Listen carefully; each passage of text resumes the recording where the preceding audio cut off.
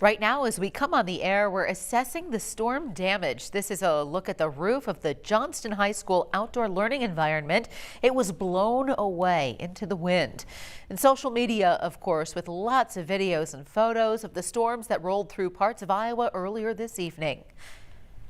Well, thank you for joining us tonight. Damage reported across parts of Iowa, and Local 5 is on your side. Our crews are in some of the areas where damage has been reported this evening. A Local 5 Chief Meteorologist Brad Edwards is standing by tonight. Local 5's Mary Sugden has been in Johnston, where we just saw the roof of that building blown off. It was built by high school students there. She has more for us from near Northwest 106th and Catalina. Good evening. We want to show you some of the destruction that these winds caused tonight. Now we're just outside of Johnston High School, and behind me here, just across the road, that's a classroom shelter that students here designed and built. They actually held the ribbon cutting for it just this October. Just a few months later, you can see that the roof and some of the pieces of that shelter were ripped off. They came here across the road, and we'll actually show you the force that they had coming across. If you take a look at this light pole, it is bent right now, and you can see that by looking here at the ground. There's about a 3-foot hole there, and it really just shows the force that all of that, those pieces of the roof really came across this. Now we know that it was blocking traffic here. This is at Northwest 106th Street and Catalina, blocking traffic for some time, but crews were able to move it safely off here, just off to the side of the high school. But again, this was all part of a project put on together. It was an outdoor learning experience here for students at Johnston High School. We know that a few students were involved in working to design and build this structure, just opening in October. No injuries to report here, again with school not being in session, they're not using it at this time. No injuries, and traffic is moving out here at this point. Reporting in Johnston, Mary Sugden, Local 5 News, we are Iowa.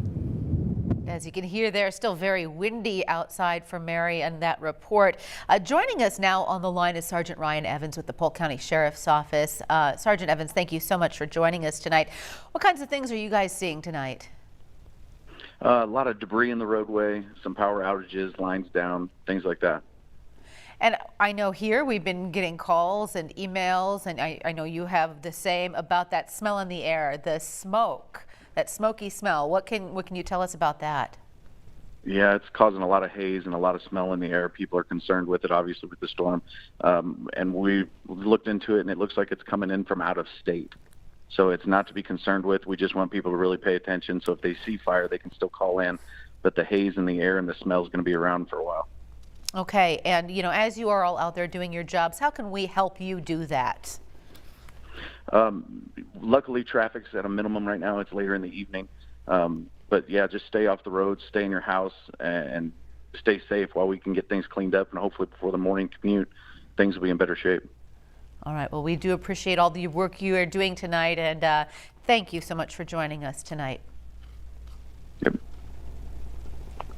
The high winds and potential tornadoes knocking out power for thousands of Iowans at this hour. Here's a look at power outages. It's from poweroutage.us. You can see there are nearly 132,000 outages across the state. A lot of people without power right now. And for truck drivers, the severe winds forced many to find a safe spot to wait out the storm. One driver tells Local 5 even during the morning and early afternoon hours, he and other truckers were having to work hard to fight against the wind and keep their rigs in their lane, which is why his message to other drivers in these types of severe systems is to just stay clear of the semis. Because they think I'm in my truck doing something goofy, where really I'm fighting the wind and my truck is bouncing all over. So when you're going by, get by the truck. You know, if you want to pass, pass. Don't stay close to us anywhere, because the wind can catch us and move us in one direction. This driver tells Local 5 he planned to wait out the storm. We've been talking about this line of storms for days, but as we saw, the conditions change quickly, so that's where the We Are Iowa app can be really helpful for you. It keeps you updated no matter where you are, even if you lose power. So scan this QR code to download the app and then turn on notifications. We are Iowa's most accurate weather forecast. And Brad, I think that was what was most alarming about this was just how quickly everything unfolded and changed. It was an unprecedented weather day here in Iowa with the record highs, which we'll talk about, and this humongous area of low pressure system. It is a very powerful system. We're done with the thunderstorms, but we're not done with the wind because that low pressure bringing that wind in from Kansas, the dust and the smoke all the way up into Iowa. We had a wind gust of 74 miles per hour last hour, and that's behind the thunderstorms just because of the normal wind. So you can see the warnings that are in effect here in eastern Iowa outside of our viewing area, those are moving on away, and just severe thunderstorm warnings now. They've had some tornado warnings though up in Wisconsin. No tornadoes reported in Wisconsin or Minnesota, but we have had a lot of reports. So a lot of reports of wind and a lot of reports of tornadoes all the way back to Nebraska. And there may be about 8 or 9 in Iowa, probably 9 at least in Iowa, and maybe just as many in Nebraska tonight. It has been an unprecedented night of severe weather. Cooler weather is moving in. Of course, that wind is still blowing.